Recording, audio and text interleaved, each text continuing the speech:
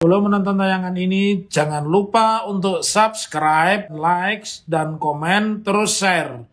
Jangan lupa aktifkan tombol lonceng untuk notifikasi video-video kami terbaru. Assalamualaikum warahmatullahi wabarakatuh. Kita ketemu kembali di channel Cerdas, Jujur, Jernih, dan Pemberani. Yang hari ini sedang viral itu kaitannya dengan peristiwa demo mahasiswa 11 April yang digagas oleh BEM, dan salah satunya UI tidak jadi mengirimkan, kata mereka di intercept ya pokoknya adalah yang mengganggu, jadi sehingga mereka tidak ikut. Secara umum ada 3 hal yang saya ucapin salut. Saya salut kepada Kapolri, dia yang saat itu didampingi wakil Ketua DPR ya, ada Sumi Dasko, juga Rahmat Gobel ya, dan beberapa anggota DPR yang lain. Dari awal memang berkomitmen demo itu silahkan, itu hak warga negara, dan polisi memang memfasilitasi. Menurut saya ini bagus ya, ini sikap Kapolri yang jelas, karena memang Undang-Undang Penyampaian Pendapat di Muka Umum, Undang-Undang 998 yang dibuat Pak Habibie, memang fungsi kepolisian itu memfasilitasi. Jadi kalau ada Kabid Humas Polda Metro yang akan bertindak keras, saya pikir dia tidak cocok ya jadi polisi. Dia harusnya dicarikan humas itu humanis ya, mestinya dia diganti saja. Nah, saya sekarang menganalisa dulu peristiwa-peristiwa apa. Demonya baik, tidak ada masalah. Ditunggangi atau tidak itu tidak penting. Tapi yang pasti demo itu pada hari itu ditunggangi oleh hati nurani yang menginginkan perubahan, menginginkan kebaikan atas negeri ini. Lalu ada peristiwa sampiran. Apa itu peristiwa sampiran? Ini saya lihat nih. Ade Armando ya digebuki massa, bahkan Ade Armando seolah mencontoh koleganya Ferdinand itu memamerkan celana dalam sampai diseret-seret sehingga kelihatan celana dalamnya hitam. Nah, banyak orang kemudian menganalisa ini seolah seperti playing victim. Menurut saya nggak usah terlalu jauh lah.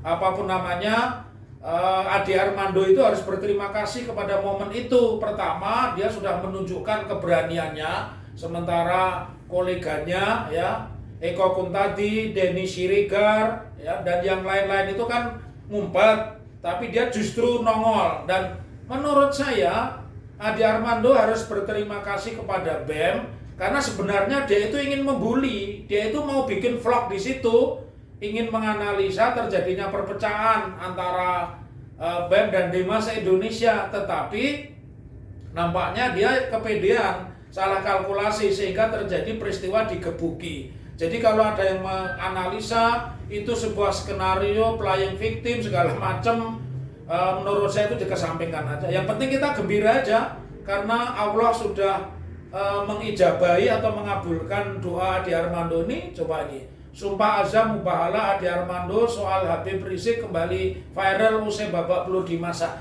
Nah, artinya Allah sudah mencukupi apa yang menjadi permintaan. Ngapain kita menganalisa macam-macam? Yang kedua, pesan saya, kalau kalian hari ini ikut menyebarkan foto-foto pelakunya itu hoax ya. Ada di antara itu nanti yang saudara malah bisa dituntut karena saudara menyebarkan fitnah, karena sudah dibantah bahwa dia pada saat peristiwa itu tidak ada di Jakarta, dia ada di Lampung. Jadi kalian jangan ikut-ikut seperti Ade Armando menjadi buzzer. Biarkan peristiwa itu mengalir, dan bukan tugas kita mencari siapa pelakunya dan seterusnya. Buat ibu-ibu dan siapapun yang ada di video itu, jangan takut. Itu sudah sesuai permintaan Ade Armando, bahwa sumpah azam mubahalahnya soal catnya Habib Rizik sudah dikabulkan. Ngapain kita bersusah payah? Lalu kalau polisi kemudian ingin mengusut peristiwa itu dan menangkap pelakunya, saya titip pesen deh.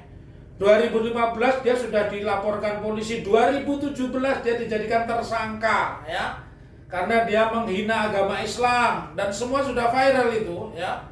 Pertanyaannya, kapan kasus itu naik? Tersangka loh, kan tinggal dilimpahkan ke kejaksaan, tinggal disidang. Jadi tidak perlu mencari-cari kesalahan orang lain, tidak perlu menganalisa itu playing victim, itu skenario Ade Armando dikorbankan polisi. Enggak, itu skenario dari Gusti Allah, skenario dari Tuhan. dia selama ini mencibir, mencaci maki agama Islam, ya banyaklah pernyataannya yang saya sebagai seorang ahli pidana saya tidak akan ulang-ulang kalimat itu ya, karena itu kalimat orang bodoh ya. Dan sekarang dia sudah menemukan itu momentum itu, jadi itu hanya momentum aja, nggak usah kalian menganalisa dan tidak usah ikut menyebarkan. Sekali lagi saya salut kepada Kapolri, saya salut kepada para mahasiswa, saya salut kepada peserta demo, dan Ade Armando saya salut, Anda sudah berani dan bersyukurlah ya,